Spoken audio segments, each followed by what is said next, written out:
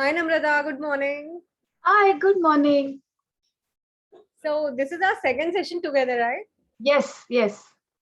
How are you doing? Good. Good. Can I just share my screen and test the slide? Yeah, sure. And I've enabled that. Okay, great. And do you know how many are supposed to be joining? One second. I'll just check that. I've already sent a reminder to everybody. Cool. Yeah, we'll wait. It's anyway, we are early.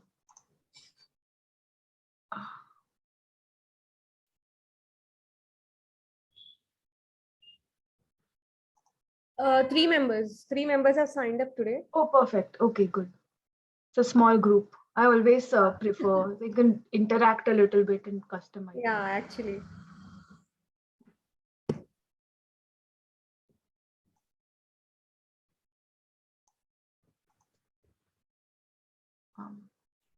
I'll keep myself on mute for now, okay?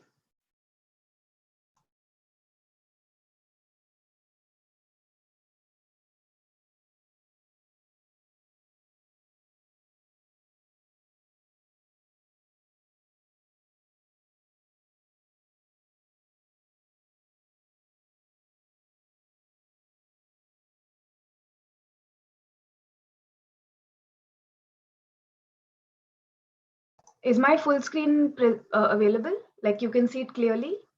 Oh yeah, it's visible. You don't see the notes or anything, right? No. Ah, perfect. Okay, then this is the right.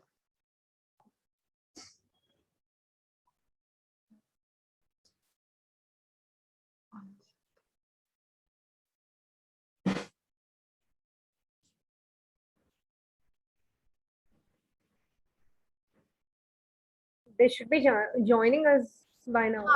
No worries.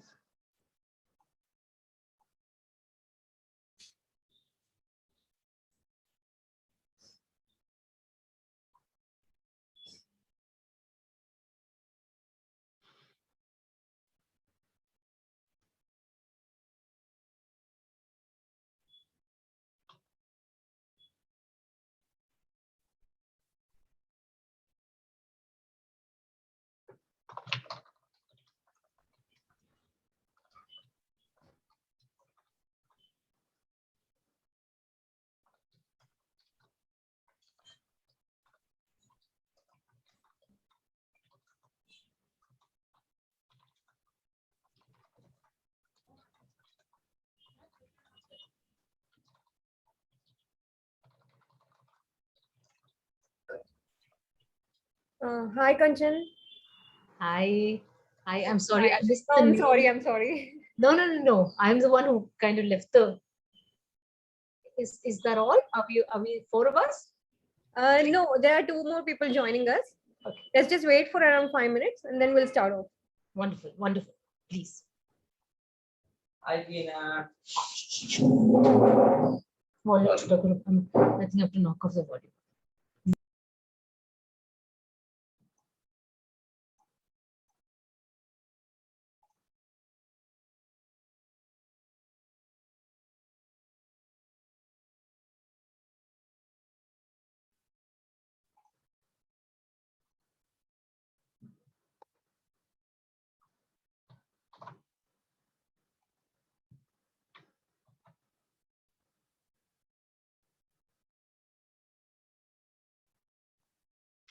Hi, Kanchan. Good morning. I'm Namrita. I'll be the presenter for today. While we are waiting, I was wondering, since we're going to be a very small group, I'll try to customize it and try to get, information or potential solutions catered to each one of you. So I was wondering if you wanted to tell me a little bit about yourself, your dogs, why you are here. Are there any questions you have? Very frankly, I am a first-time dog parent in that we got our first pup last year. Okay. In the beginning of the lockdown. Okay. 2 months on, we had already registered, and fortunately, somebody said that they have a lab that was rescued, but turned out that it was an Indian, and we're so glad that it turned out to be an Indian, because I think he is absolutely like most parents would say, adorable, all the possible superlatives you can give him, because he's 1 year and 9 months old and extremely gentle as a dog. And he was a breeze to bring up. In fact, he made a lot of changes to our temperament, personality. The fact that I went gray very comfortably without any issues, all of these things, I think I will attribute to my Peanut. Okay. That happened May of 2020. And so we are already a year and 9 months. He's come. He'll be 2 years old in March of 2020. The second one came completely by accident. He was prepping for Peanut's Nutri. And we thought, okay, this guy's been such a very comfortably settled as he was a year and 2 months or 3 months old. And we said, okay, nothing could be better, because now we are the family with a dog. Or one is always waiting for that. So that happened, and very happy this guy came along. And completely by accident, without any preparation whatsoever, there's a friend whose golden and lab combination gave a 10 litter, 10 puppy litter, of which one died. And so they said, yeah, you can come over. They have a mangrove. So they asked us to come and collect some mangoes and all that. We went, and when we came back with a puppy in our arms. We didn't even have any clue that that's going to happen. We became 2 dog parents without any preparation whatsoever. And the preparation was to have a lab baby at home. That is such a major difference from having an indie. There was zero preparation as far as lab was concerned. And she's now 9 months old almost in Jan. In Jan. To us, again, because we are still in the learning phase, there's so many things we don't know about labs and how to raise them. We are learning as we go. But sometimes to the detriment of the puppy, because sometimes we think that, okay, she should understand like Peanut does, but it doesn't happen. And she's just this bundle of energy she needs to be attended to all the time. And sure, she's adorable, but then Peanut has all our love and affection, and this girl has her tolerance at this moment. Okay. To be honest. And what's her name? She's Jellybean. She's Jellybean, condensed to Jalebi, but oftentimes she's Jalebs. Yes, Jalebs is good. Okay. And are there any issues between your 2 dogs? Yes, I mean, one is about half the size of the other dog. Oh, she'll grow up. She's grown, and now she's this 21 kilo. She's although underweight for her age. I'm told that she should be in the 22, 23 range. She's about, a kilo less than her normal weight. But I'm thinking it's probably because she follows whatever Peanut does. To her, it's very convenient that she has Peanut to follow. Yeah. And we're very glad for that, because Peanut didn't need handling per se. He just kind of grew into this amazing dog. Figured it out.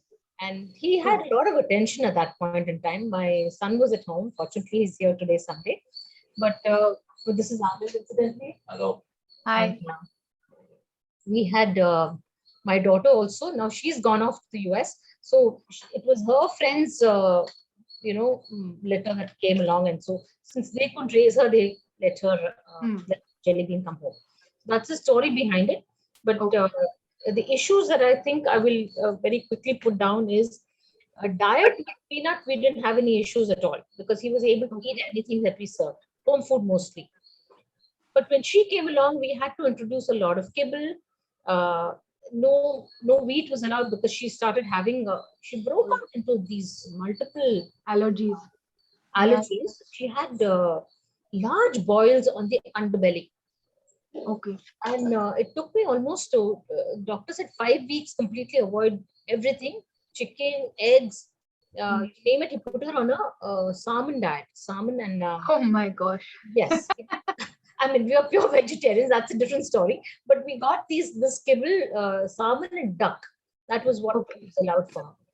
So she got onto that, and fortunately she came out of the space, but we had to put Peanut on that too, because she eats twice the amount of food as Peanut does. Because she's food, man. okay. Okay. Not Yeah. everything, but Yeah. She's Yes. a retriever. She does eat more, and she has to, because she used to eat 6 times earlier. Now she eats around maybe 3 times. Okay. How old is Jelly? Jelly Bean is now 9 months old. 9. Okay. And Yeah. so the second thing is the amount of exercise she gets. When they're out playing, which is about half an hour in the morning and half an hour in the evening, I ensure that they at least get to run to the extent possible. Peanut is still way faster than her, but at the same time, what happens is once she kind of gets to him, she's like a ton of bricks that falls on Peanut. How he runs, So sometimes it's a little bit worrisome that he can get hurt. So my inclination is to just take Peanut separately, get some, separate time. Yeah. Have Jelly Bean go along. But yeah, she doesn't like it if she's she's left behind at home. She's balls the house down. She's squealing, whining, everything, and of course barking. So behavior issues as far as Jelly Bean is concerned are bigger for us. She follows all his negative behavior, and at the same time, she's, like I said, very eminently teachable. I had a trainer in between, but we had a spate of rains the whole of October, November. So the training became very erratic. We didn't have full continuous training. So that was one thing. And somehow the trainer whom I got, he was from the police department. So he probably didn't, he thought he could always use a danda and get her to do the work required. But she would listen to him, but I think she was doing it out of fear rather than out of sense of obedience, which happened with Peanut so easily, which is why we're completely thrown by the fact that this kind of behavior bhi hota hai. We had it's new to us. That's all. Every dog is different. But I mean, we'll cover some of the things you're discussing. And your instinct is bang on. Give Peanut some alone time where he can be how he wants to be without this 20-kilo golden thing hurtling at him. Yes. But there are reasons for that, which I will explain to you and to figure it out, because it will be double the work, I know. Then I have to teach Jelly Bean also to be okay alone and play by herself, but it is what it is. Anything else? There was a 24-hour personality shift between Peanut and Jelly Bean. When she first came in. So what happened was he was very protective of his own space when she first came in. 24 hours later, we have another dog in our building. A Pomeranian by the name of Hero. And these two were best friends, because they were the same age group. She rose 9 months, he's about 6 months. There's just 3 months of difference between them. But once she came in, man, it was like trying to pull two dogs that are extremely aggressive of each other. They said that he was going to hit your body and it was going to happen eventually. It is that it happened far sooner than we anticipated. Okay. That's a secondary problem. The POM doesn't live with you, so it's fine. But we'll talk about it. Okay. Sure. So that's the aggression with Peanut was a big surprise. Actually, we didn't anticipate that he'd become that aggressive. Was so possessive of Peanut, of Jelly Bean. Jelly Bean. Peanut became like okay. He in fact yells at her if she tries to go make friends with somebody else. Okay. That also happens with Peanut. So, granted, he is good as a separate dog away from Jelly Bean, friendly with everybody and anybody. But if once she comes into the mix, all hell breaks loose. Okay. Guys, let me just give a quick intro. Sure, Monica, go ahead. Yeah.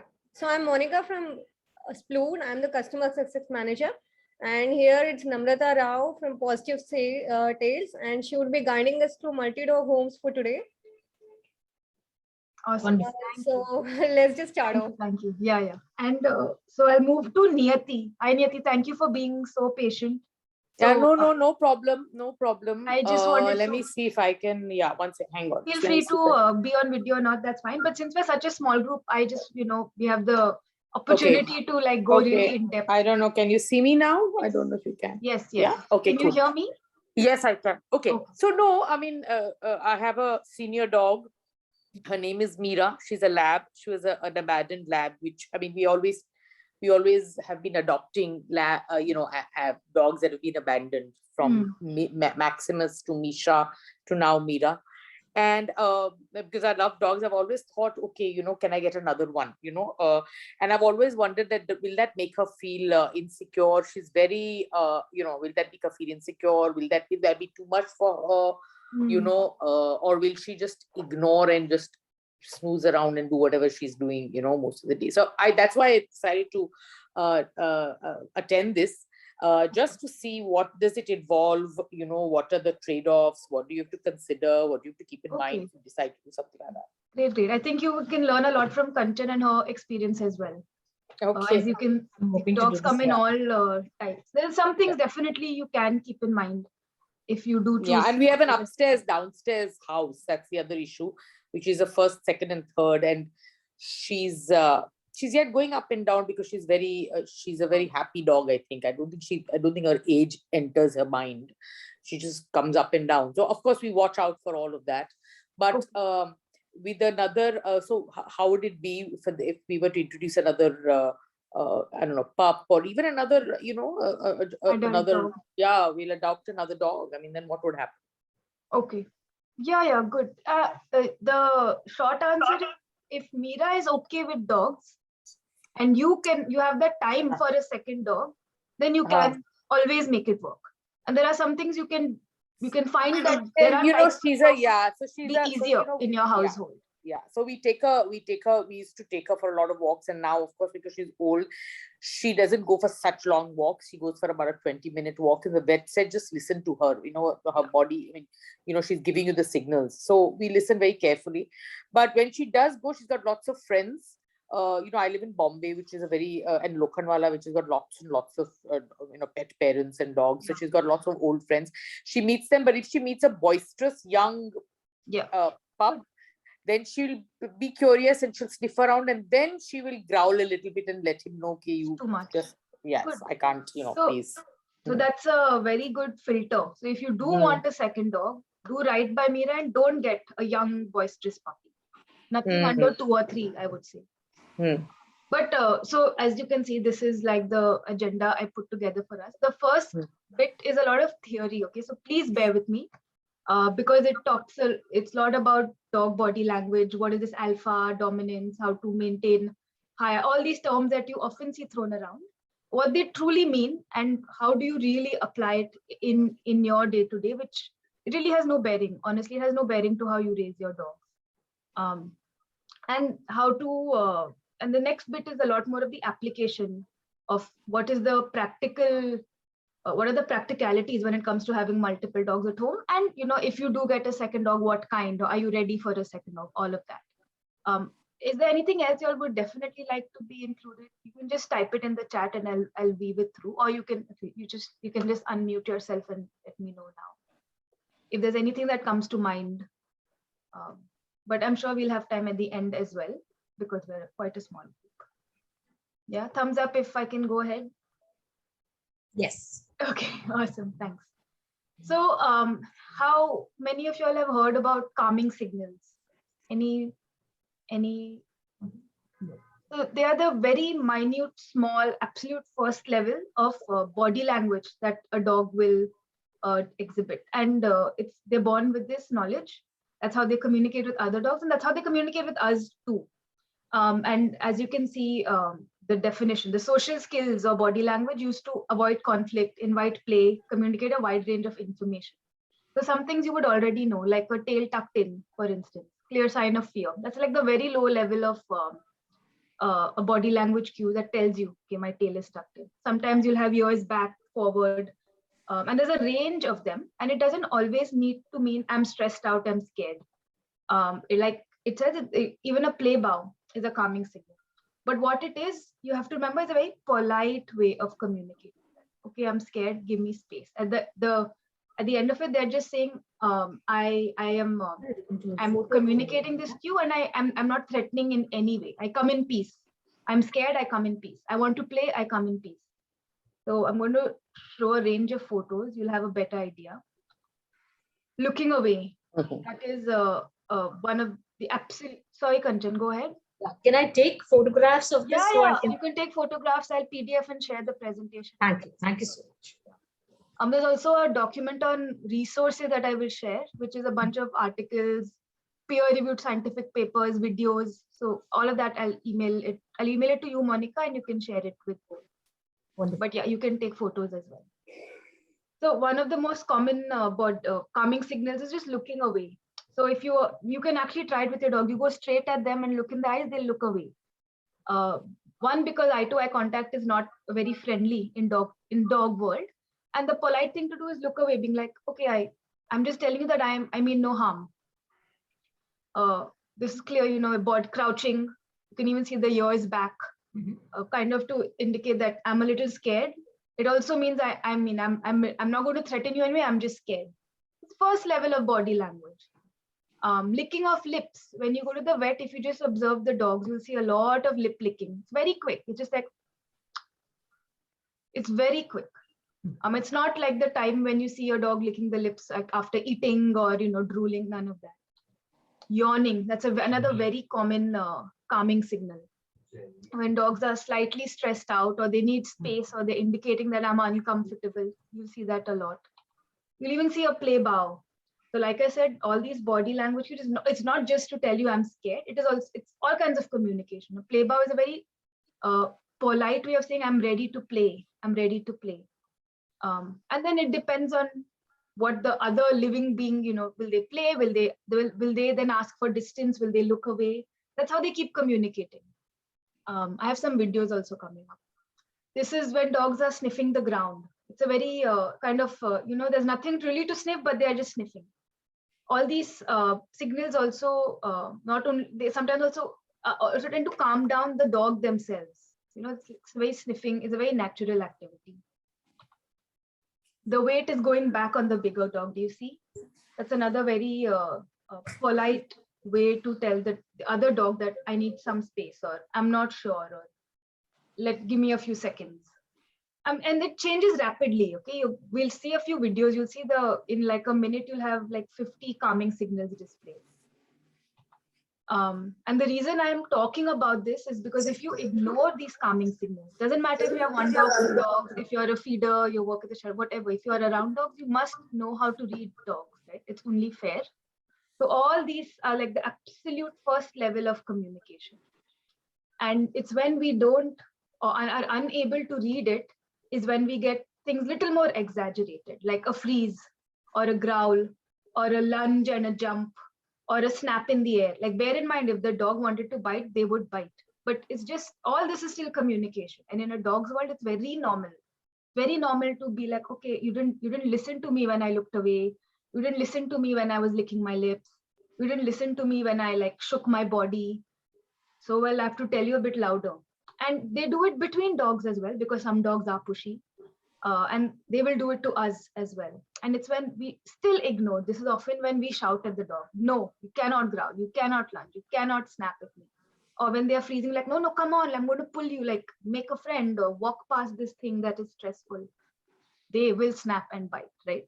And again, they are just telling you, look, I kept telling you, you didn't listen to me. Now I have to be louder and I will snap and I will bite. And then that's when you're like, okay, there is a problem. And it's really unfortunate when you get to that stage, because the next time something is stressful, the dog will bite, right? Why would they go back and say, lick the lips or yawn or try to walk away? Because they're like, well, they didn't hear me then, so now I have to bite. Which is why it's really important to watch your dog and pick up on those cues. Now, if you're giving them medicine and they're licking their lips, okay, well, they have to take the medicine. But it's just for you to know that, okay, they didn't like it, but what to do? Like, here, take a medicine, then we'll play a few times. Kind of balance the relationship. But for instance, or if they're at the vet, they're yawning, and the solution is not to never take them to the vet. The solution is, okay, fine, we'll go to the vet. Okay, then we'll go to the park. Or in life, or in that week, we'll have a few amazing things, but yeah, a few sucky life things do exist. So it's never to shield them from stress, but it's to know when they are stressed, when they are not. And is it something you can do? Can you change it? Can you decrease their stress levels? Or is it something you just have to go through? So for instance, walking past a pack of stray dogs, barking, your dog will either freeze or refuse to walk. So one thing you can do is avoid that street altogether. But if it's right outside your house, you'll have to walk through it. We'll have to instead, the smarter thing would be, okay, just power walk through instead of stop there, obey me, sit, look away, make friends with the dog. That's not going to work because your dog has already told you, I don't like it. So that's how you observe their body language and understand, okay, what are my options? What can I do? What needs to be done? What can I work on the dog on? And what can I do next? So it's just, and then you can communicate back to your dog, right? You will allow them to have that body shake, maybe to loosen some tension. Maybe if you are allowed to go on a back way, you will walk away from that pack of stray dogs. So it's just for you to understand what is your dog communicating and what are your potential options. And of course, use your common sense. And there's no point, shouting at the dog if they're growling, because it's coming from a place of stress. Any questions at this point? Great. So I have a few videos coming up, and I want you to just watch and tell me what you see, and you will be seeing calming signals. Let me see if it plays.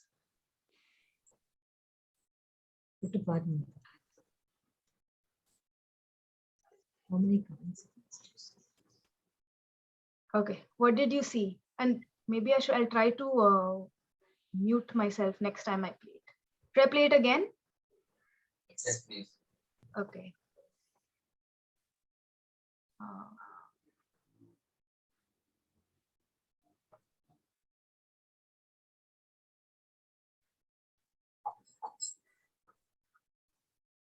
No.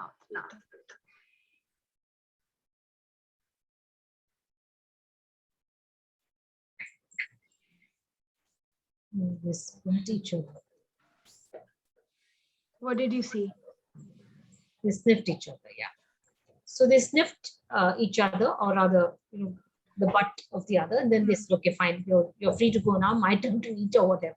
Right? Before they sniffed the butt, what did you see? I'm playing it again. Okay, so for context, there is a food and water bowl on the other side. There are these two dogs. So quite a close space.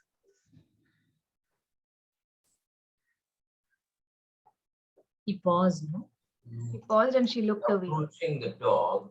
Oh, sorry. Looked at him for a bit before he. Yeah. And he said that you're okay to go now. I'm done. You can go, right? So what happened was she just looked away. So did you notice she slightly looked away? And all it did was tell Max, she told Max that I come in peace. Like, I'm uncomfortable with you. I'm just going to look away. And that's it. So you don't try to resist the urge to add your own, okay, now you can come, now you can play, now you can, none of that. She just told Max that I come in peace. That was all. And then as you saw, Max's body became loose, slight wag of the tail approached. So otherwise, that's a fairly tense situation, like a food and a water bowl and a very narrow space. It's a tense situation. I'll play it again and you can see. And sorry, the video continues on and they show a lot more things, but in just that 3, 4, 5 seconds, we already got so much information. I'm sorry.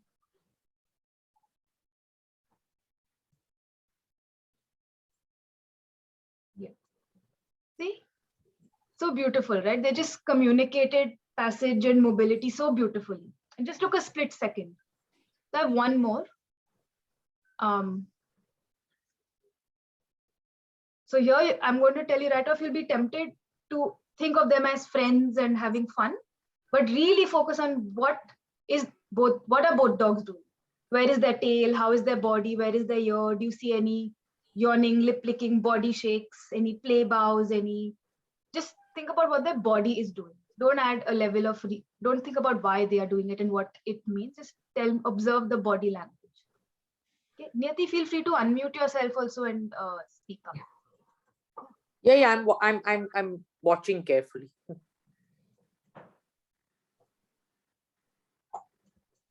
Oh, this one put his tail between his feet.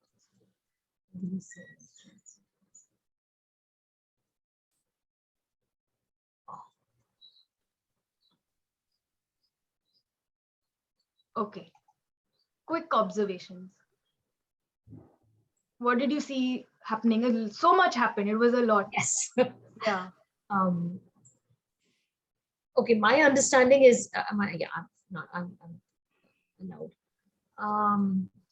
My understanding is that they're obviously new to each other. And so when the larger dog approached this one, at first she put her, the white dog decided to keep her distance. But the larger dog decided that fine, let me try and make friends. When he went down on his paws, both Correct. alternately. Yes, And then- alternately. Right, and so then they came. Then she did the turn around. She went did a belly roll, and I think that's when they decided, fine, we can be friends. This is my understanding. Maybe I'm like I said, those were my observations. They were so quick, again. so that's about what I could gather. We'll play it again. So if anything more comes to light.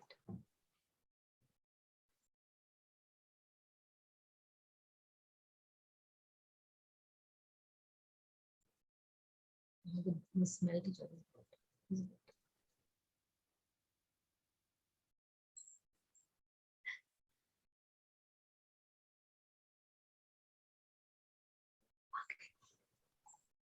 Really sweet. Yeah. Anything else? Anything new that you observed this time? Yes. Again, she let him smell her butt. So Rather, he let her smell his butt. whichever. So white and golden dog. Yeah, white dog. So the white and gold. So they let her. That was another form of introduction, I would think. And initially, she didn't actually get off her position. She kept sitting until this guy went around a couple of times and decided that I want to play. And that's something I think kept throwing out there until she decided she'll come up and she'll join the white dog. Perfect. Yeah. This was a very polite way of kind of sussing each other out. And as you saw, they never once were. All the jumping, bouncing was always away from the big golden dog. Always did away from the white dog. So always kept going back and always to this side. So it tells the other dog, I'm not challenging you. I'm very polite, jumping side to side. You saw a lot of play bows, which was come play with me. Come play with me. Yeah. The white dog, for that matter, was tail tucked in years back. Was trying to go away. Perhaps changed its mind. Came back, did a roll over. Kind of, it's a little bit of a submissive. Like I also come in. When you show belly up, of course, when you're doing it in sleep or for a belly rub, it's a sign of trust. But Dr. Dog world, it's very much like, like I'm not doing anything. Like, do I come in peace? I come in peace. That is basically what it is. Now and you saw a body shake as well, which is to loosen any tension. I'll play it one more time and I'll walk you through what I saw. So a lot of happy, confident tail wags with the golden one, and the white one, not so confident. You can see it's still moving. Ears tucked back on the white one. Ears very forward on the golden one. Ears tucked back, slight uncertainty, slight fear.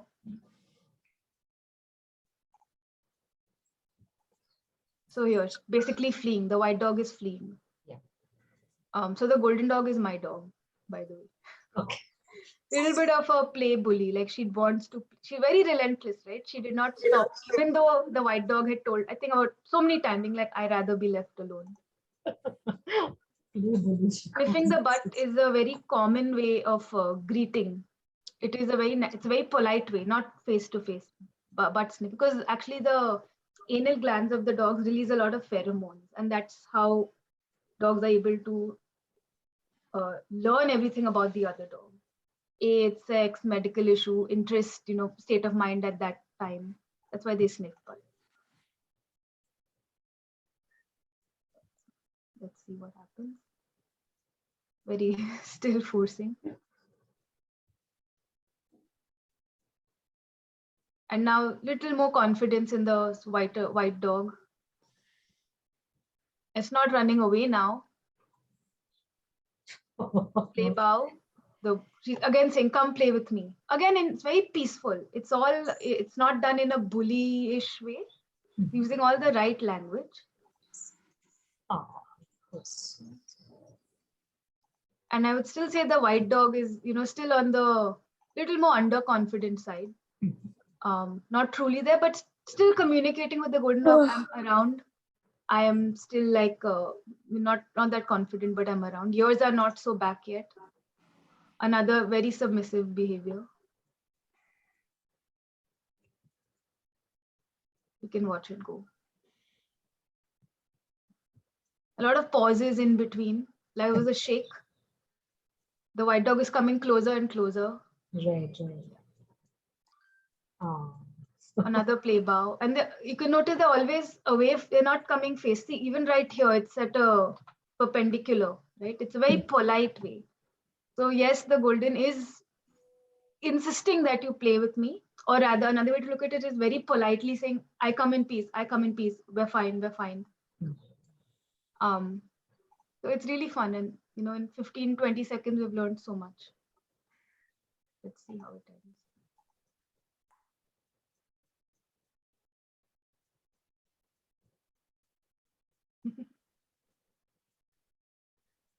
Yeah. The golden is really trying. Now she goes away. And then actually the second she walks away is when the white dog comes up to her. Thumbs up. Allowing the white dog to sniff her. This is the sniffing. See, there's nothing really to sniff on the ground. That is so novel. She's trying another way to communicate to the white dog that, okay. Yeah. So much in like 54 seconds, right? So much talking, so much communication. Yeah, and if you are able to read this, you will know, it's a universal dog language. So even when you are crossing a new pack of dogs, you will know how to read, when to hold your dog back, or two dogs in the same house, okay, when is the play getting too much? When is it too much for Peanut? Or just before it's too much for Peanut, put Jelly Bean away. And, when you put Jelly Bean away, is she telling you she really wants to play, or is she like, complaining because she's not getting to it, or is she anxious when she's left alone? So all those signs come up. First level of communication. Right. Any questions? No, it's reasonably clear, straightforward. Okay. Thanks. Okay, great. Yeah. Good. Awesome. So now we're going to kind of switch gears, going from like individual dog behavior to all these like bigger terms like alpha and dominance and pack. Are these terms that you use often, or terms you've wondered about? Yes. Like, who is the alpha in these two or whatever? Yeah. Things like that. Yeah. It happened. Sorry. Go ahead. It happened only after my after Jelly Bean came along, because up until then it was very clear in Peanut's mind that his friends were my two children and I was mom. So there was absolutely no doubt, okay, I would give them food. He would come to sleep at my feet every day, but that would be it. When she came along, then suddenly there was this whole deal about who's alpha, and I have to learn to become this different person who I didn't know how to be. Yeah. Luckily for me, Peanut took a lot of, he bore the brunt of all of Jelly Bean's. She was very tender. She was 35, just 40 days old when she came to us. We were devastated that this child had been picked away from the mom before she had given a chance to really spend a little more time with the mother. Yeah. But that's what happened, and we were in no position to return the dog back. So that's how it was. But yeah, that's fine. We realized that Peanut took up a lot of, just bore the brunt of her lack of nurture initially. So at that point in time, I think she realized that that's when this whole talk of alpha and all came up, saying that, okay, you have to be the alpha in their lives. And I said, okay, I don't know what that means. If it means something, it doesn't mean anything. We'll talk about this. Niyati, any like ideas, or were these, something you thought about? Yeah, no, I just saw that the white dog was started off submissively and then slowly sort of built up his Slowly own was more confidence. comfortable. Yeah. Yeah. Still calming signals, but a lot more confident body language. Yeah, Did not yeah, run away. yeah, yeah. Any like anything in mind about alpha, dominance, all of these types? If you had Well, I've not, yeah, well, when we had our second dog, she was a bit of a handful. And so there we had to be very firm. But this one is very, I okay. don't know, some dogs are just calmer, and they just Yeah. sort of understand, so. Okay. Okay. Yeah. I'll break down some of these terms because they are used mostly incorrectly and they are highly controversial.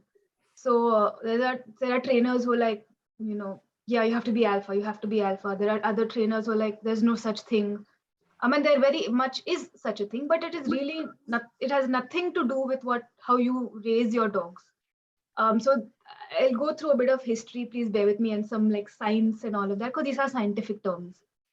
So the whole the idea of alpha in dogs or in canids came about in 1947. There's this paper by Dr. Schenkel, and this man studied wolves in captivity in the Swiss zoo. And basically, what he found was in captivity, there were 20 wolves in like cages. Basically, like, okay, the wolves who fight, and they're the ones who get access to the food, and they are your alpha. They are alpha male, and there'll be an alpha female. So like they are alpha basically.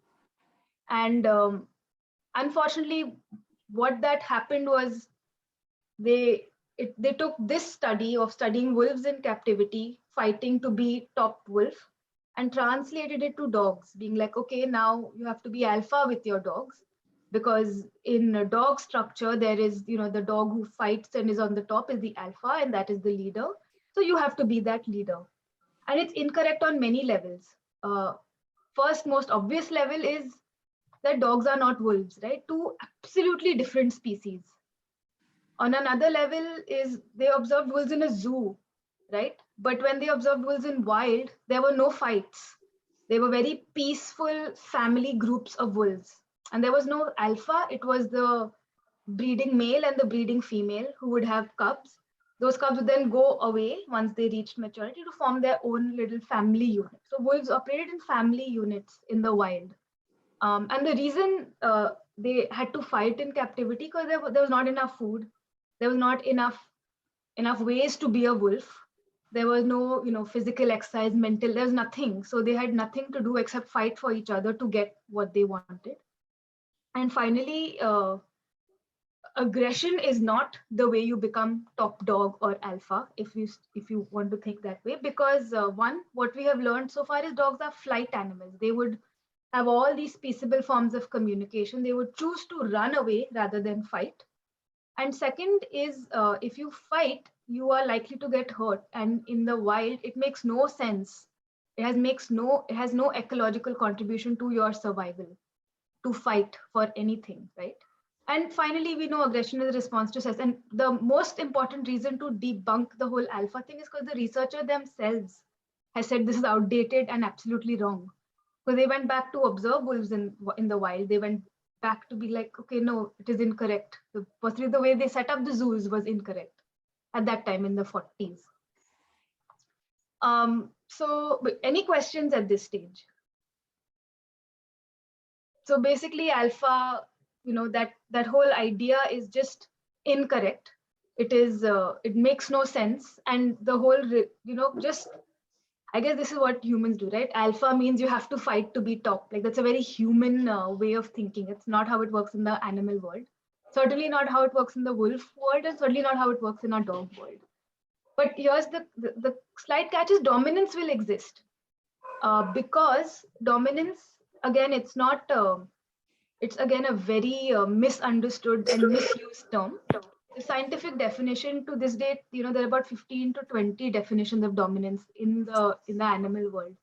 But what we know for sure, it's a status between two dogs. And it can change when you have, your dog with another dog. It will change when you have your dog and 20 other dogs. And it may change in time. So jelly bean and peanut, you may see, one up, one down, and it'll change with time. It can change per day. It can change based on what they are, what they are kind of vying for. It's a status between two dogs. It is absolutely not a trait. You cannot say my dog is the alpha type, my dog is the dominant type. It means nonsense. And when I hear this, I already know you are filled with all kinds of, Google articles that are totally incorrect, because these are scientific terms and it has nothing to do with how you work with your dog day to day or how you live with your dog. It is between two dogs and they will figure it out very peaceably. They will understand who is more dominant, who is more submissive, and it has nothing to do with us, essentially. It's how the dogs feel in relation to each other. And it is very much related to what is around. So say, for instance, you saw the golden dog and the white dog. You may be tempted to think the golden dog is more dominant, but there was no indication of that. The golden dog just wanted to engage with the white dog. The way I would maybe test it, okay, if I put a piece of food, who would get it? If I put some toys, who would get it and who would keep it? That's the dog who is more dominant. But still, it makes, as me in my home with 1 or 2 or 3 dogs, it doesn't matter. They'll figure it out. Whoever has to get it will get it. And dominance or alpha is wrongly equated with aggression. There is no fighting needed to establish dominance. There is no alpha. It is just someone who is a leader maybe, or who is higher up, or who gets first access to food. So you may notice between Jelly Bean and Peanut, like there will be that dog who comes to greet you first, and it is usually the same dog. And maybe because you are a resource to the dogs and you're an important resource, so that's when you'll see, okay, there is a clear pattern with who comes to greet you first. And you may see it changes with time. And it is in a dog's world, that hierarchy is very normal and is expected. You will always have that. There is always a kind of a pecking order. It is not cruel. You don't have to change it. You have to live with it and accept that they are different species. Now, for instance, if you had a guest coming over, access to that guest or a resource is not that important. So maybe you will see a different, maybe the younger one will come greet just out of sheer enthusiasm. Or maybe you're unclear. It just depends on what is a resource and how important is it for these dogs. And that's when you will see a clear pattern. One is higher, one gets access and one doesn't. So I hope I was clear. Alpha, not really a thing. Dominance hierarchy is a thing, but only within dogs. It's a relative status between dogs, nothing to do with us. We are not dogs. They don't expect us to be part of their hierarchy. We don't have to eat before them. We don't have to walk ahead. We don't need to sleep on the bed. None of that. And it provides no indication of how social they will be with other dogs. It is, we have just confused all the terms and tried to mix what we know from incorrect science with our beliefs of how we should live. Dogs will never share a toy. There will always be a hierarchy, but that hierarchy is never maintained through aggression. It is maintained very peacefully through calming signals. Like you will see that dog allowing, say a higher dog will allow the younger dog to go for it if the higher dog did not want whatever is on offer. Or the higher dog will maybe, do a slight lip snarl or a very short growl, or will just freeze for a microsecond, which you may not even notice, but that other dog will notice and then take a step back. So they communicate wonderfully and very peacefully to maintain the hierarchy.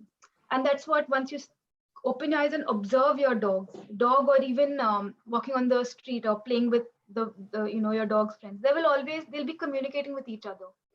You may notice when you have like 3-4 dogs and they're all chasing a tennis ball. There will always be the dog who gets it. And that's not because he's the fastest. It's probably because the other dogs are like, okay, yeah, it's important to you, go for it. And that is how the order is maintained. Now, if you are going to, force the dogs to share, or you have a big stick and you want all the dogs to take it and come back together, that's when you're probably going to have a fight, because dogs don't share. They are very much comfortable in that hierarchy or that ladder. And if you do, have one toy with 5 dogs and there's a fight, there's only you to blame, because you should have, had 10 balls or 5 balls at the very least, or you should have allowed your dogs to, kind of figure out the hierarchy and not chase after the ball. So there's ways you can control the resources to avoid any tension, because of course there will be that few seconds of, okay, where do I stand on this toy or for this human's attention? And I will come back to it, and we will go through very real examples of, how does this hierarchy look like? What does the pecking order mean in day-to-day life? And if you have observed anything in your dogs, please share them. So to quickly recap, alpha and dominance, they're very scientific terms. They are about the relationship of the dogs when they are together. Nothing to do with how we train our dogs, how we love our dogs, how we play with our dogs. It's just important to know they're different species and they have a different order. That's it. They have a different order. It's important for you to know, because sometimes we have to think about that. Maybe they'll give you answers as to why they are behaving a certain way. And dominance does not mean aggression. Being alpha does not mean aggression. Being alpha does not mean better obedience. Dominance and alpha is just for the dogs, between the dogs. When there's a breakdown of all these other things, plus all other things in the environment, is when we see a dog come and bite us. But it is rarely because of alpha or dominance. It is because they don't like us, because we have not understood or read them when they said they are scared. We are forcing two dogs to share one toy, for instance. That it does not work that way. Dogs are different. Any questions? Do you want me to repeat this? I will repeat it. No, just a lot of things come to mind, and I'm just absorbing everything that you're saying at this point in time. A lot of things apply, like there different times in one day when they each decide what they want to fight over and who's going to be the dominant of the two. Yeah. Like you rightly pointed out, they're so much more peaceable than when it started out, and I'm so often I give the credit to Peanut because I keep thinking that he's the one who's actually giving in. But the fact is that she more than understands that the certain areas which she will not, she let him have the upper hand. It's happens all the time at home. So like, don't interfere. The little snarl, the little step away kind of thing. He knows how to protect his space, and he's very comfortable doing it. I'm glad that all of that is actually, don't interfere. Yeah, so don't tell Peanut to share his space, for instance, or don't tell Jellybean to share her toy. They will figure it out, because it's only when there are, full-blown fights in the house, that's when I'll be like, okay, now we have to really think, what are the resources? What are they fighting over? At what times of the day? What is important to what? Okay, then try to break it up and, tell them, okay, you figure it out, but through your tiny snarls, your tiny growls, don't go to a fight. That's when you have to really think. But right now, no fights. Like, they have figured out a way of communication. So you just but they do. They have a lot of play fights all the time now. That's not come to that. Well, it is what it is. So I've just let them be, because they need to. Oftentimes, like I said, it's been raining crazy in Chennai. So there have been times they couldn't go out. So they're on my bed and they're having it out, literally muscling it out. But after a bit, they themselves step away. But if I find it too uncomfortable, I give them one yell, and then they both, quietly, they immediately break it. So I'm happy about that. You can take a video of that when it happens, when it happens, or even if they're playing outside, and watch it in slow-mo and see, Okay. Well, how were they playing, or was one dog telling the other dog to go away? You can send it to me also. I'll help you break down, because sometimes you will see a lot of lip licking. You will see the dog trying to actually walk away repeatedly, and one dog like bullying to play. My dog actually did that to a little, like, had that white dog not changed its mind and been like, okay, I want to see where this goes, I would have had to call my dog back, because otherwise she was just going towards being a bully. Like, that dog clearly wanted this. Take a video, so you will know if you have to intervene sooner or let it go. But yeah, when there's rain, what else can you expect of two young dogs? Yes. All right. So like I said, these are very good terms to know. And you will just be more empowered about dog communication, animal world. But how does it truly affect your day-to-day life? So I don't believe you're having your dogs, but I will talk about some case studies that have come up to me. And the reason for that was because that hierarchy was not clear. So for instance, some of the reasons we have dog fights is there's limited resources, like not enough food, or giving food in the same space, or giving food out of one bowl. And you're going to have two dogs eating, and one will obviously eat faster than the other because they are either they have not had enough food, or because they're insecure, right? Okay, I don't have my food, so they're going to eat faster, and that can lead to fights. Or if you have just one tennis ball and you have two dogs, and if there are many reasons why they would not peacefully allow one of the dogs to take it, there can be a fight. And similarly, it's unclear structure now. So I'll give you two examples. So one was I had a family come to me. They had two female dogs from the same litter, and they had vicious fights. So we realized what was happening was one, every time one dog slightly growled, they were corrected. They were, the owners were like, no, you cannot growl, your sister or, your family, you cannot be growling at each other. Which was one, we know it's wrong because it's very, very normal way of communicating and very normal way of a dog to say, I want space or give me that space. So what has happened is this human has gone and shouted at the dog who's growled. Now this dog is like, well, okay, so two things will happen. One is this dog started biting and fighting more aggressively. Mhm. But the other dog who was being growled at was like, well, my human has my back. I'm going to keep pushing the boundary, keep pushing the boundary. So what happened, I'll give you specific examples. Their bedroom, summertime, Delhi, AC was on. One dog was sleeping inside and the other dog, they would make sure the other dog would come in too. Mhm. And sleeping space is one of the most primary resources for a dog. Like that is the number one, right up there with food. So obviously this did not go down well. You cannot expect two dogs to be okay sharing sleeping space. It does happen. But if there's already a lot of remember they've not been allowed to communicate. The growls were corrected. Few months in, they're like, we cannot sleep in the same space. It is too much of a violation of that hierarchy. Mhm. And clearly there were fights at night. If the human moved, sometimes it would wake up the dog and it would charge them up.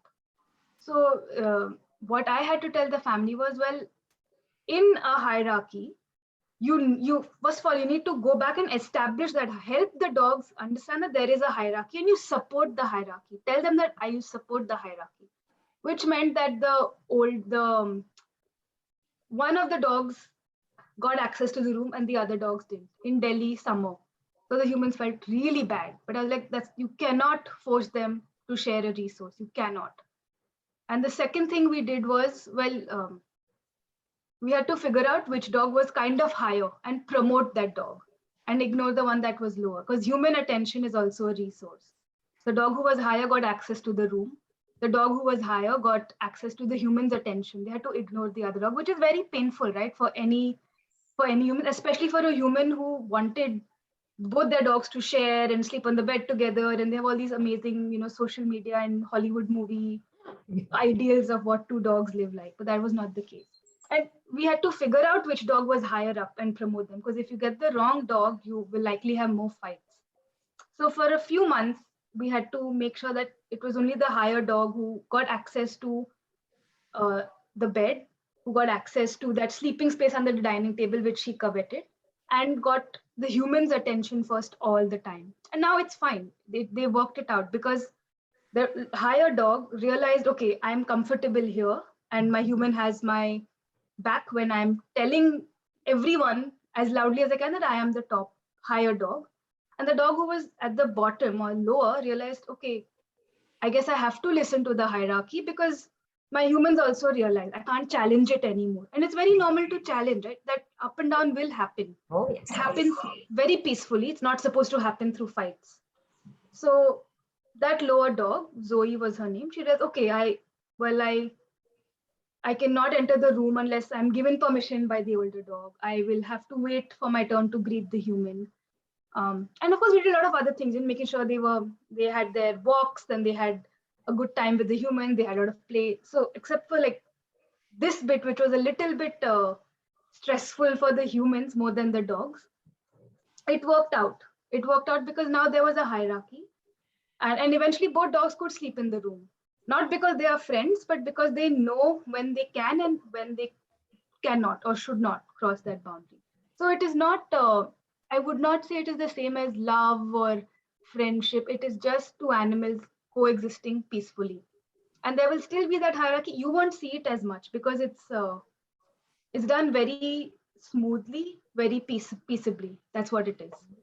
And related, my second point is, we often cause a lot of unclarity or lot of confusion in this hierarchy when we expect dogs to share, or when we expect them to sleep on the same bed, or we expect them to drink water out of the same bowl. And a lot depends on the each dog and the environment and their genetics and everything. But you have to just know to kind of let them be and let them figure it out. Like, you cannot feel bad if your dog chooses to not be in the bedroom. There's a reason for that, because there is maybe that day the top dog did not wanted to be alone or did not want that younger or lower dog to come. They didn't want to share resources, and that is how it is. So kind of dil pe patthar rakhe, you have to let them be dogs. They will not eat out of the same bowl and be happy. They will not sleep on the same bed and be happy.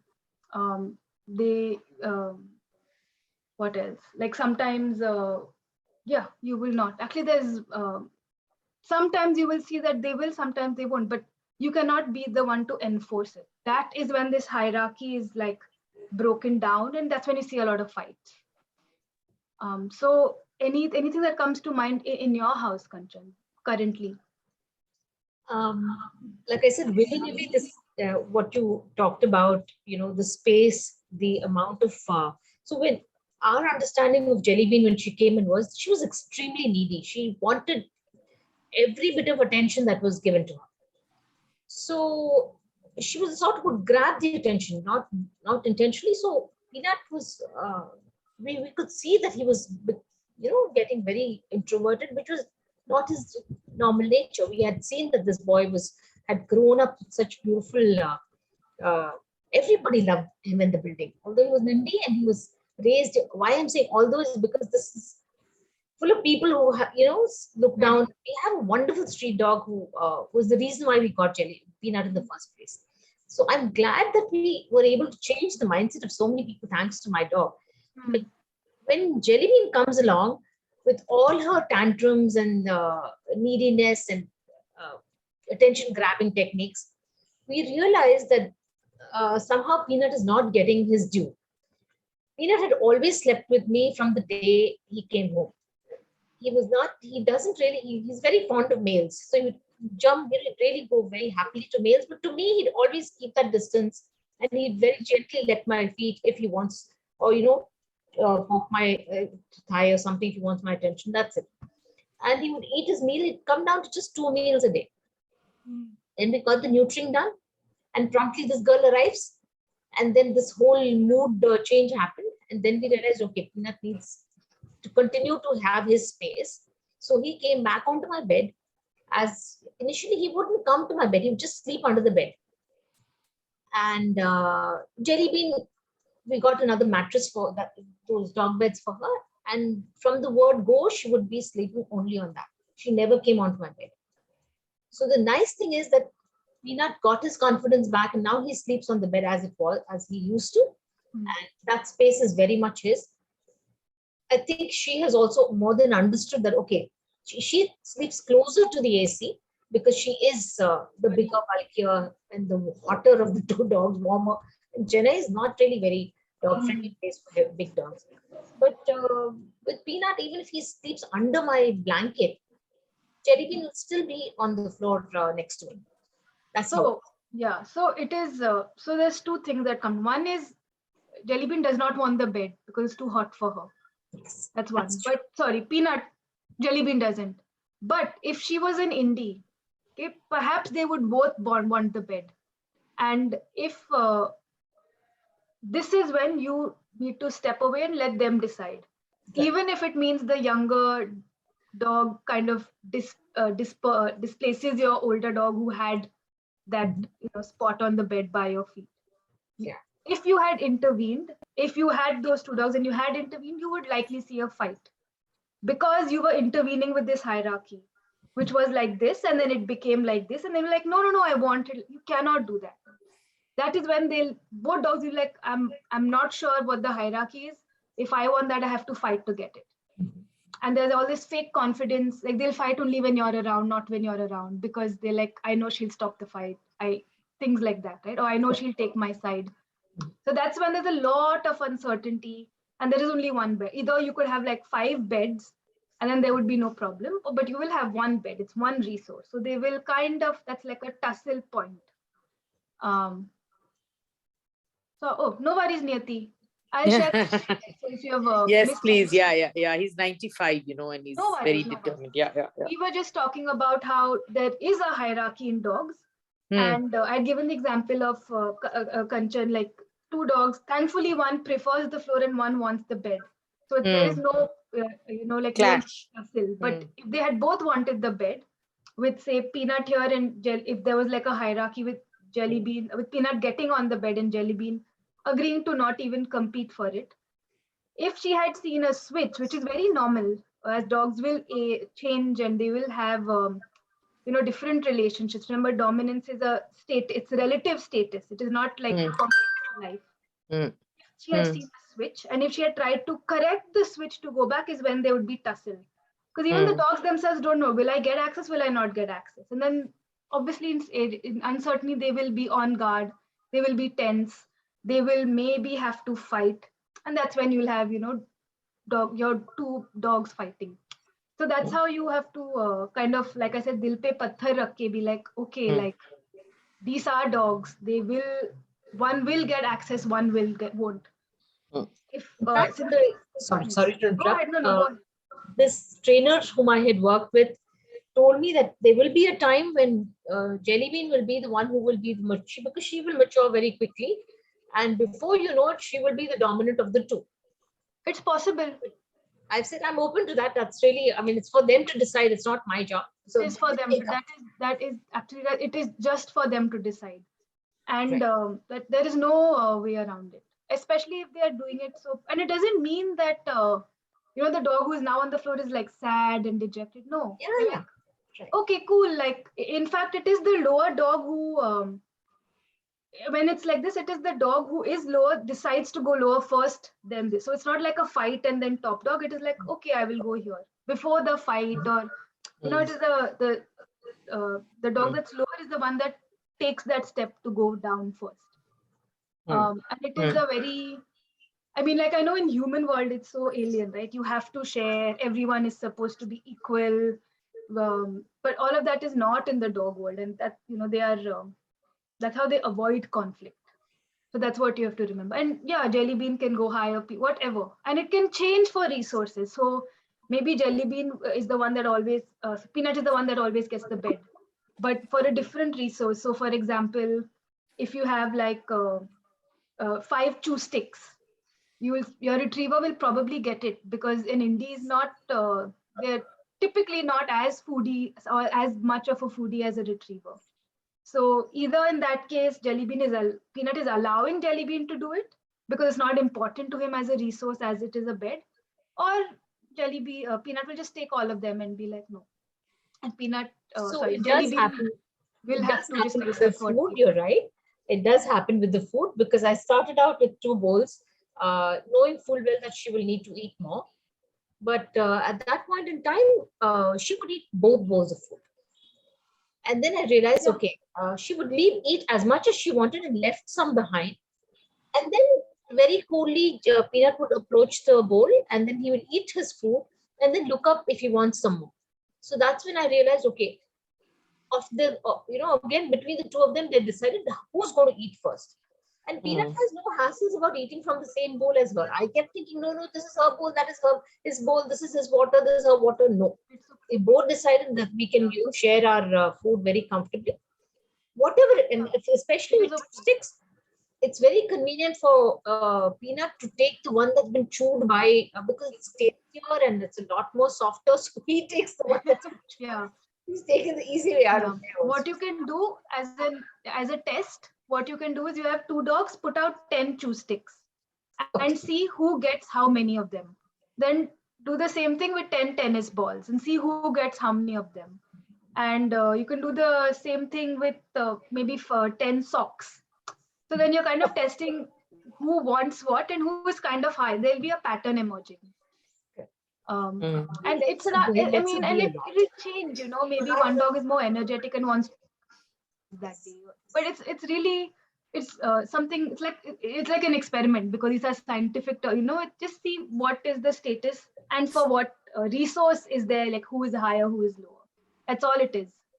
It doesn't mean, okay, you know, dog has to sit when you sit. It has no bearing on how you train your dog as such for, you know, listen to me or look at my eyes or walk well on the leash. That is just a separate thing. That is how you teach your dog, look, understand my English, understand my English commands.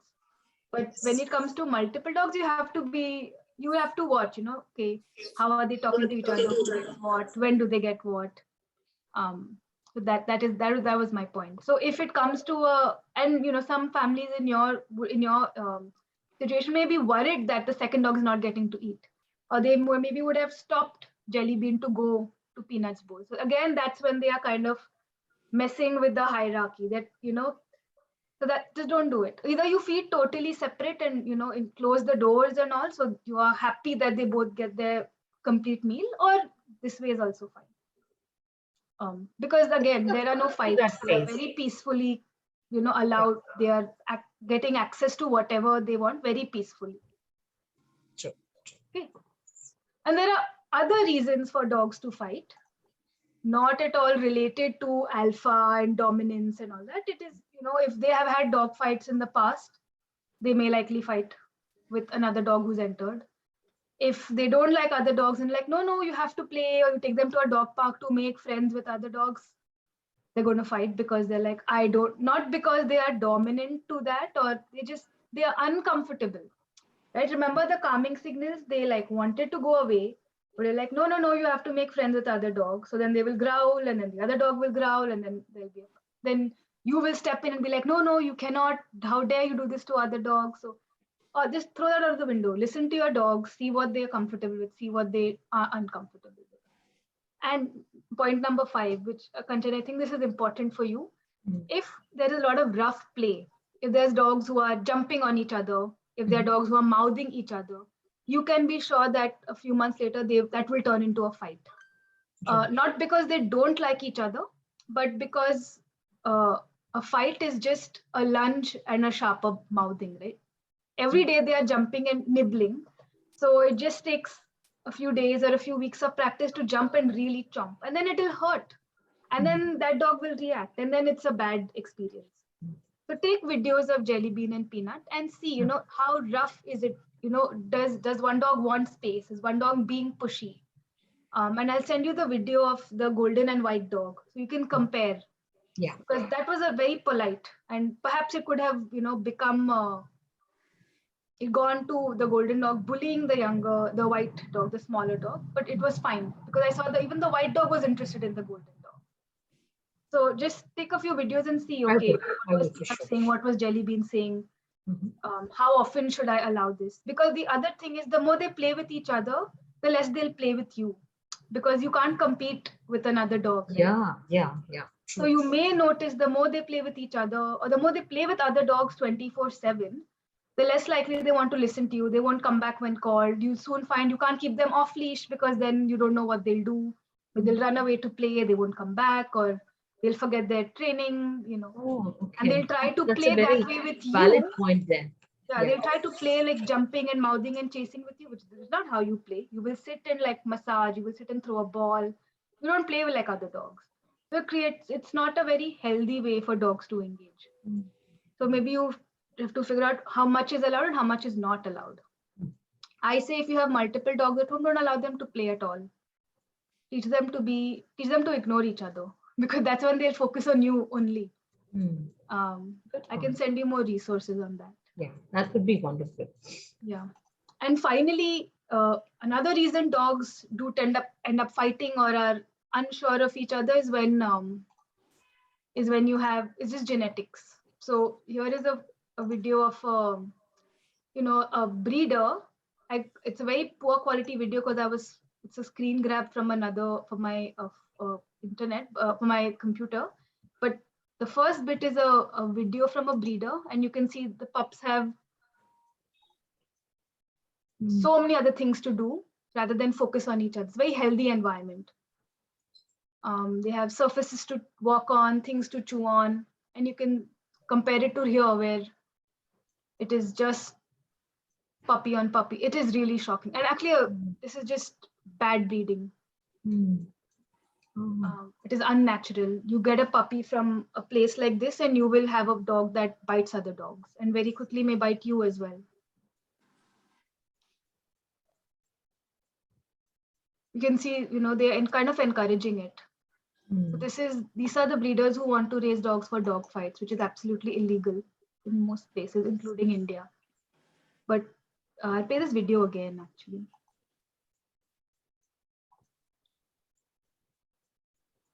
So early puppyhood, genetics, very important.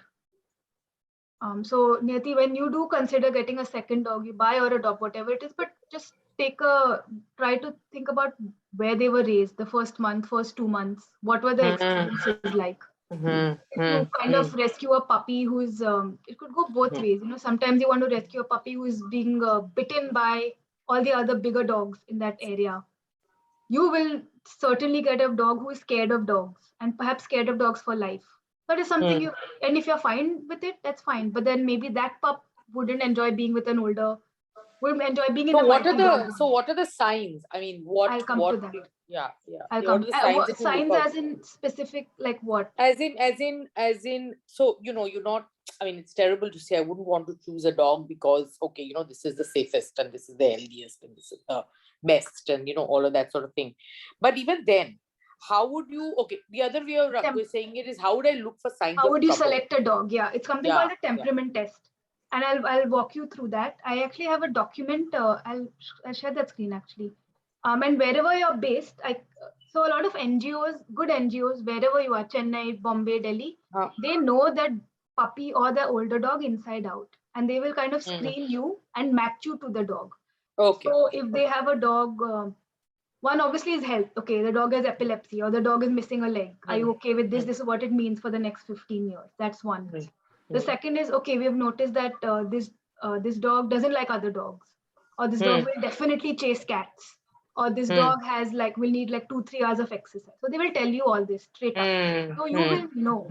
So I'll connect you to the right shelters or NGOs definitely in your city. Bombay, right? You said? Bombay, yeah, there's Yoda and all these places are there. Yoda is good. Welfare for Stray Dogs is good. Yeah. I'm on all of them. Yeah, I'm actually from Andheri. I grew up there. Oh, okay. Bombay. Okay. Yeah, and in Chennai, it's BMAD. BMAD is there. BMAD is really good. And even the Kennel Club is there. So even if you wanted a pedigree, the licensed breeders are definitely better.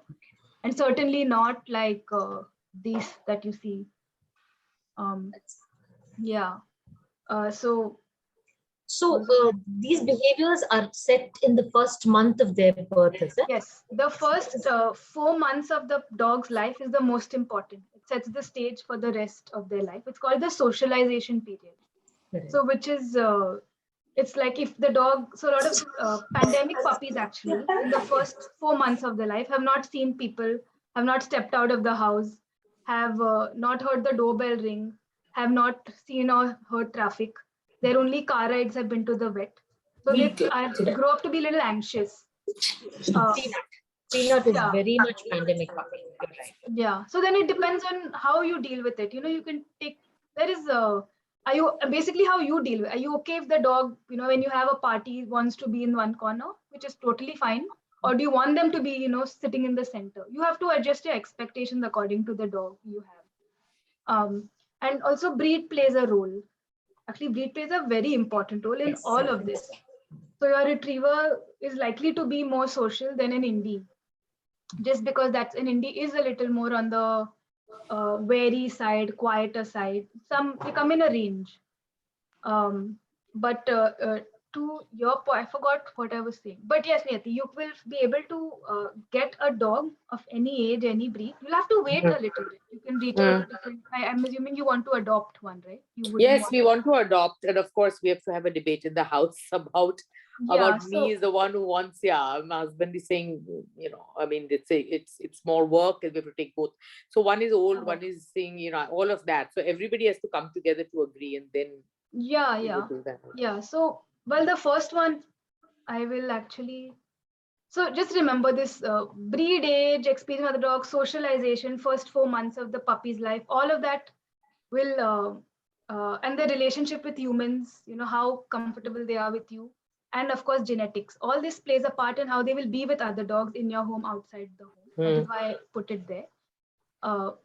And sorry, the next section is how to select a dog. And are you ready for a second dog? Kanchan, just wanted to share one more thing with you, which was what matters. So regardless of how many dogs you have, food, of course, freedom from pain, injury, everyday mental, physical exercise, and ability to be a dog, sniff, run, bark, dig, all of the very dog things. But now when you have multiple dogs, 5, 6, and 7, that's what's really important. So quality one-on-one time with you is, you cannot expect the other dog to, you should not allow your dogs to play with each other 24/7, because like I said, that will directly reduce the quality of relationship you have with each dog, because they will just not just be over bonded, but there's a risk of just unhealthy behavior. That's, if they were to be on this, if you look at stray dogs also, they don't play with each other 24/7. They play, then they disengage and they do all these other things by themselves. Or they will, they'll scavenge, they will have their like human families that feed them, all of that. So you have to have a relationship with each dog, which comes with one-on-one time. And you said at the very beginning, you think Peanut would enjoy a solo walk. So go with it. It is, actually there is no scientific evidence to suggest that they benefit from dog, having a dog friend. That's only in the first few months of their life where they need to know, okay, there are other dogs. And they've already spent time with their litter mates and all. So they know there are other dogs. Now they need to know how to behave in your world, in your house, in the lift, on the stairwell, with children, on the playground, on the traffic, on like in a car ride or auto ride, or all of that. So that comes with spending time with you. And trust your instinct. If you think, Jelly Bean is being too much, and retrievers are too much, they get away with everything, and they are just a lot more social, give Peanut that one-on-one time. Do that half an hour walk alone. Jelly Bean will whine for a week and she'll be like, okay, this is life. Yeah. Or you give her something to chew on and walk out with Peanut, like that is life. And it is honestly better for your relationship with Peanut to give him some time away from Jelly Bean and do maybe one solo walk with Jelly Bean. So she also learns she can't be so dog focused. Yes. Start being focused on me, like listen to me. Play with me. Don't ever choose another dog over your human. Right? And what I had been talking about, broad body language, understand, that there is a hierarchy, nothing that you need to intervene with. But if things push comes to shove, how and when to intervene. Like when the play gets rough on the bed and you think it's enough, just stop. And they have to listen to you. Things like that. Any questions?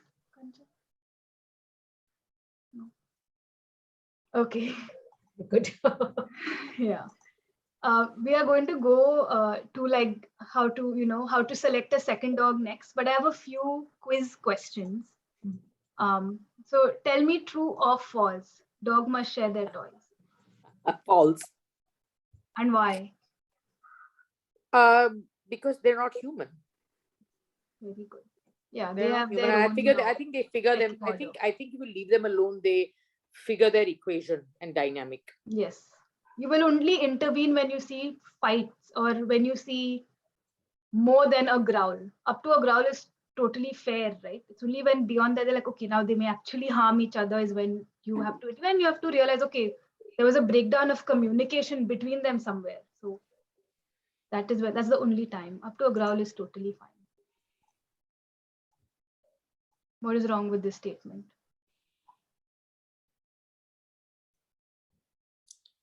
It's relative. Sometimes it is and sometimes it isn't. I thought you were away for all of these sections. I think experience shows. That's all I can say. Yeah. I mean, I was there when you said about the hard way. dominance. I think it's It is just between two dogs. One will be higher and lower, and Sure. alpha is not a thing. Dogs need to be friends, true or false? So, right. I think false. I think they need to live peacefully. Yeah, they need Peaceful to coexistence. exist. Perfect. Just it's not how humans perceive friendship. Yeah, I think that's the mistake that we do. We apply our, Always, yeah. always. Name any two calming signals. Sorry, I'm going to say calming signals. Turning their head away. Yeah, Yeah. turning their head away, tail between the legs. Correct. And also Anything else? submissive, Kanchan. like bowing down or something like that. The play bow Okay, that she's you close. call. Never mind. Yeah. We will move on. Kanchan, if you can hear me,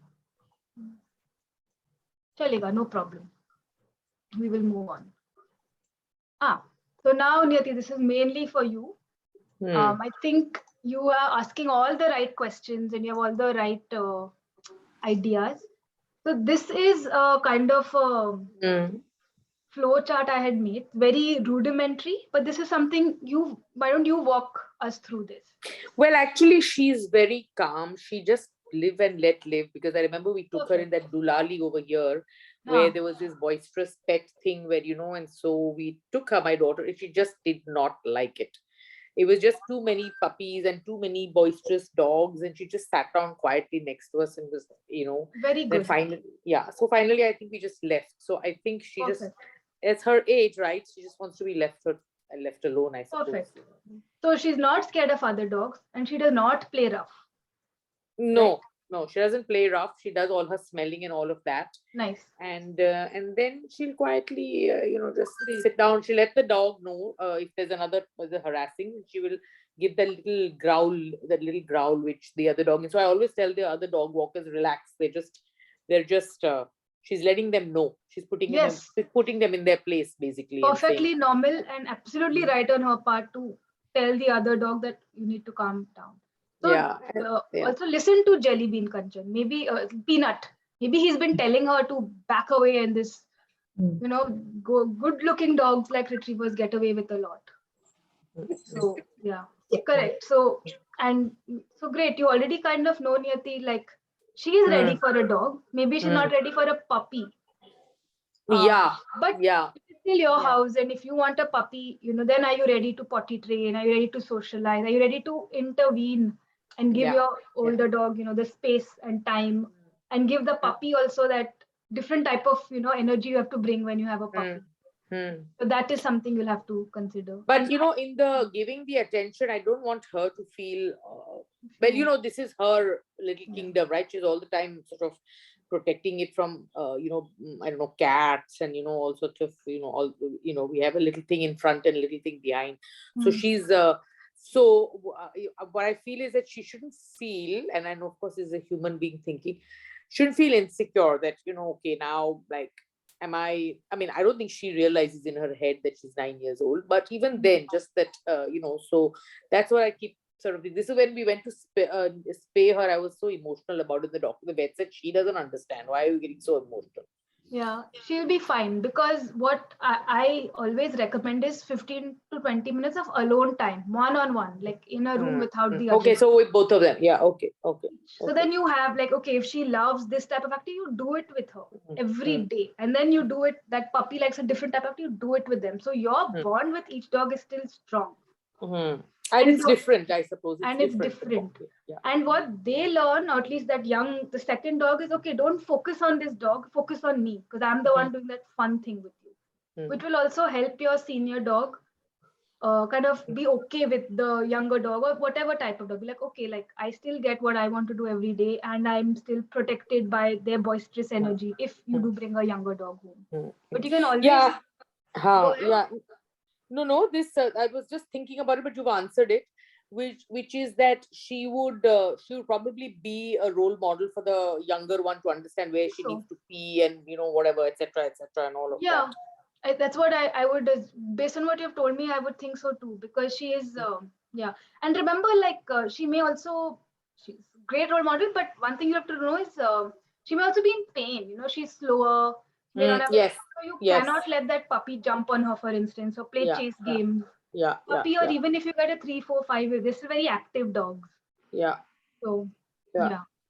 So perhaps you perhaps are ready. And a great way to test it is to foster puppies.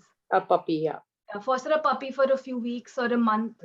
And you will know, one, of course, how she deals with it, but also if you are ready, because it is Yeah, double yeah. the time.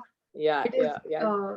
it's a lot of work. A puppy is a lot of work. Yeah. But even if you get a second older adult dog, it is a lot of Ah. work. There are some things that will help for sure. Get a male. If you have a female, get a male.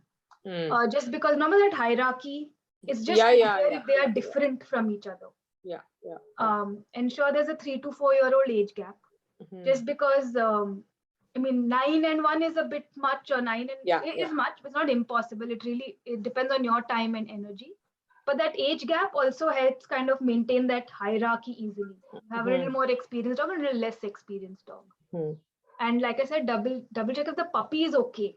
Because if you bring a puppy who has been abused by other dogs on the road, maybe they won't like it, or maybe they will love it, because they will stay away from your older dog and your older dog will stay away from the younger dog. So maybe that's a great relationship.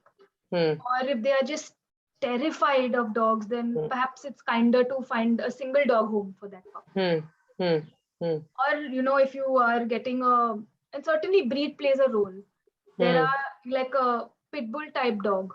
In India, I'm guaranteeing you they are not coming from a sweet farm in Karnataka or something. They are coming from Punjab, and they are coming from, any rescued pit bull is coming from abused backgrounds and likely dog fighting rings. And you cannot be surprised if that dog, it picks up fights with other dogs, especially in India, because it's not. It is just what it is. Be little kind of aware of where your puppy or dog is coming from. Or if you rescue, adult dogs, no one will give up a good dog. There is always something. Either there's usually a health or slight limp, or bada ho gaya hai, or there are very silly reasons, but sometimes there are, okay, I heard a growl, I cannot do it. Yeah. And like I said, a good NGO will know the dog inside out. Both Yoda and WSD work with behaviorists. I know many of them who volunteer, and they will do a very nice temperament test. They will, how is the dog on leash? How is the dog with humans? How is the dog with kids? How is the dog with other dogs? And they don't do it once. They'll test the dog 3 to 4 times. They'll take the dog on the road. They'll take the dog to the vet. They'll tell you, is the dog okay being left alone? They'll know, they'll run all these behavior tests, and then they will match you with. So that's the other challenge, because when we got Pira, she obviously was abandoned. So one is a rehabilitation. Psychologically, it took her a couple of, she wouldn't leave. Now she's much more comfortable, and we can leave her in a room and she know we'll come back. And now she sort of owns this is she's safe. She, you can have the gate open, she won't go out. But when you go and adopt another abandoned dog, then that dog also will have its own psychological issues, I think. You will, So you will have to kind of you will have to work with a good NGO who does these tests. In Yoda, Meenal, one of the founders, is a behaviorist. She does it. Rajda, Meenal Rajda. We actually trained. We did a trainer certification together. And WSD works with Shirin, and they are very sensible. They will not pair you with a dog that is something that you don't want or something you're not comfortable with. To ask the questions. And I can help you through it or connect you with those in Bombay if you are looking, or you can even foster for a while. And then decide that there is no fostering is great because it's not a lifelong commitment.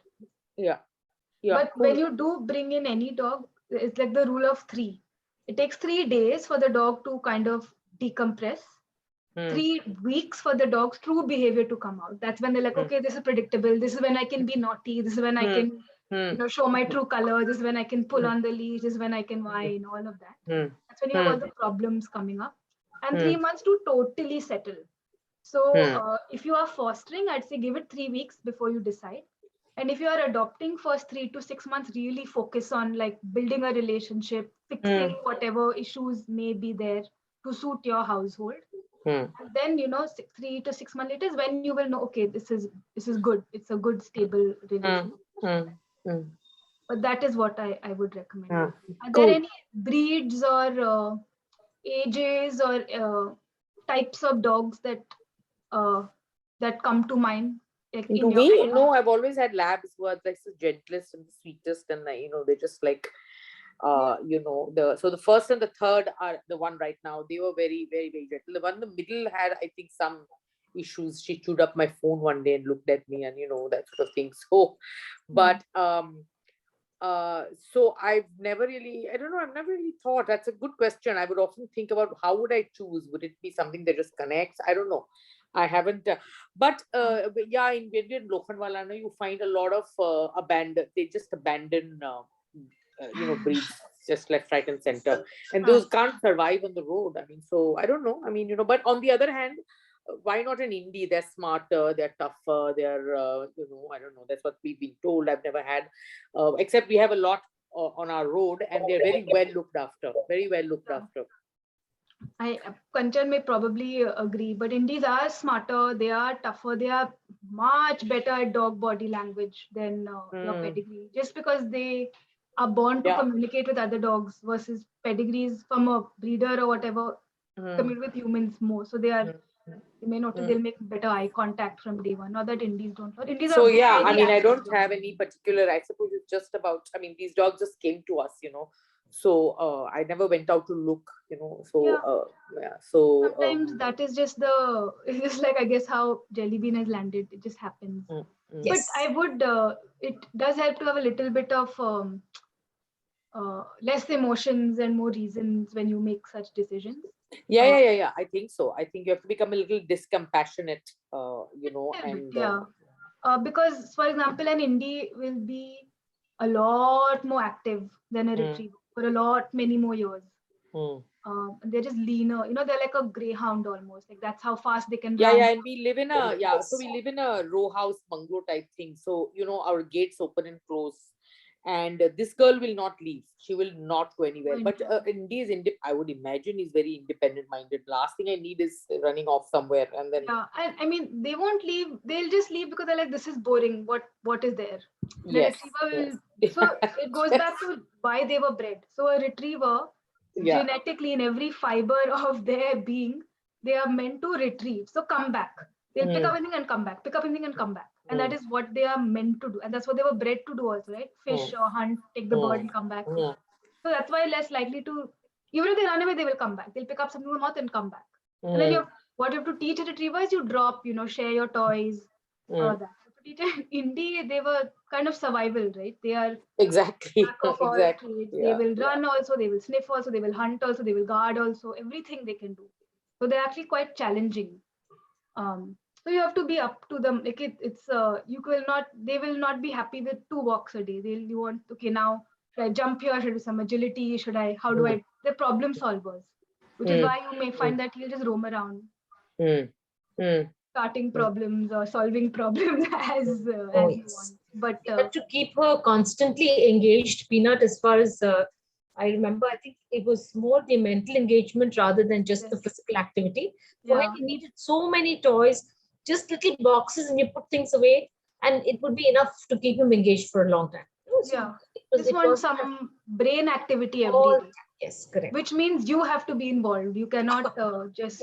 Which is why I feel we were far more invested in Peanut, because he was more of a cerebral kind of a dog versus our Jelly Bean, who's all brawn. She's everywhere, all over the place, but she is who she is, and we completely adore her. But that's really how it's come to be. So different breeds, different breeds. Similarly, like a German Shepherd or a Rottweiler or a Doberman, they were bred to guard. So German Shepherds to herd as well, but they were guarding dogs. So you will never expect them to happily share a toy. So if you have a Doberman, one of these breeds and a Retriever or an Indie, maybe you'll be like, okay, I'm not going to share that easily, or I won't drop a toy so easily, or a bone so easily. And I will bark when someone comes in, because that's what I was meant to do. So you have to, are you okay with a dog? Mentally, we just sort of tune out. Okay, fine. This is his thing, so let him do it. Yeah. So as someone who's used to retrievers, you may find that very jarring. Like, it's like not immediately the happy and comfortable in the living room, like little more, like little alert, which is in their genes, not a bad thing. That's what they No, yeah, it is. at Yeah, 1 minute of, okay, who are you, who is entering, and then they look at you, right? Because are you okay with who's entering, and then yeah, they, yeah. but still very bonded to you as much as any of those dogs, but a different breed characteristic matters. Mm-hmm. And I think what will be most important for you, Niyati, is the age of the dog, because Mira certainly has a preference. So if you do want a smaller, a younger, energetic dog, maybe things like a baby gate to keep that, keep Mira like her space. Or yeah, and maybe since you have a 2-story home, like maybe the bottom more because at some point maybe walking up and down is tougher for her. So thinking of things like Yeah. So we're watching. I mean, that probably will come. I don't know when. It's not yet come. Yeah. But when she's climbing up, because she insists on coming everywhere I go, she's with me all the time. So she will come, but I walk up more slowly, let her walk up, make her sit on the landing, that sort of thing, But yeah, we're looking out. I mean, so so that there are first signs. If there's anything, then we need to. Yeah, and sometimes it just happens when you don't plan. But hopefully, the information here, which I will share with you, you can always come back, always reach out to me. Be like, I'm seeing this, I'm not seeing this. What do you think? So I'm happy to help. It's fun. It's fun to have a dog or many dogs. And it's really fun to observe them, and like it's quite funny also, like how they talk, how they communicate. It's really interesting. It's a whole different world. All right. Yeah. That is it, I think. So I'm going to send you all these references. There are lots of them, some easier articles, some like these studies, and a bunch of videos that a colleague of mine from Bombay, actually, Leena, her 2 dogs are 2 Indies, and how she just puts up videos of them and how they're communicating with other dogs, which I have found amazing. So I'll send them all to you. And yeah. Are there any last questions? We are almost at time, 5 minutes over. Questions, comments, anything? No, I think we've covered almost everything. Yeah, I think so. Well, So Jelly Beans got to be spayed over the next week. Anything that I should be watching out for Does specifically? she need to be spayed? Who has said it? No, actually, yeah, does she need? Because I think in one sense we live in an apartment, so I'm just worried the impact it may have on all the other dogs in our street. That's one. Okay. The second is actually Peanut's been neutered, so really we don't need to spay. There are no. So the reason you can I won't say don't spay her, definitely spay her, but there are benefits of the hormones in her body for joint and bone development. Okay. So I recommend, I'll share some resources. I recommend delaying it to a year and a half too, because retrievers are prone to a bunch of bone and joint issues. So the hip And the dysplasia. hormones will help her grow. Basically, right now, this is like, the joints are still forming. But the hormones, they kind of become a bit better and more secure. And of course, genetics plays a part. But instead of neutering her now and letting it be like this versus waiting a few months and letting it kind of be more secure, that's what I'd be glad that to is do that. my recommendation, to delay it after 1 heat or at least 2 heat cycles. It also reduces the incidence of certain cancers later on. Okay. I'll send it to you. Okay. I'll email it to you. Actually, if you don't mind putting on your emails here, I can email it to you. Yeah, that would be wonderful. That is If I my could get some suggestion. information on that. And other dogs will deal with it. Her heat will come like once in 7 months, once in 8 months, like 2 weeks where maybe you will find your Romeo sitting outside your door, roadside Romeo sitting outside your door, but you just keep her on leash. That's the only worry I have. Apart from that, I don't have any need to spay her, but you'll have to be very careful because you can't afford any accidental pregnancies. For like 2 weeks or 3 weeks. You can type in your emails in the chat or phone number for WhatsApp, whatever you prefer. I'll send you, and you can take a decision with the vet. And you had mentioned diet as well. So I think Niyati, you may also have experience with this, but pedigrees usually have some allergy and. Yeah, well, honestly, yes. So, we are a vegetarian household also. Okay. So we did the terrible, for some time we did which I now feel I was being very stupid about it. We had this vegetarian dog, which was so like, and then I thought that was really very this thing of me, very selfish of me, of us. But anyway, for the last couple of years now, we are giving her, she has a chicken meal. She has 400, 500 grams of chicken every day. And yeah, but yeah, lots of, and she's off, yeah, she had a lot of skin allergies because I think it was some wheat thing happening, which we have now stopped. And she's on like more gluten-free and oats and brown rice and, all this sort of stuff. True. Yeah. And lots of, lots of vegetables in the sense of, what is it called in English? Bhopla. What is it called? Oof. Hopla. Bhopla. What is it called? Pumpkin. Oh, Bhopla. Ha, Right. Red Pumpkin and, all that sort of thing, Mhm. She loves to eat an apple. We share an apple every day and all that sort of thing. Yeah.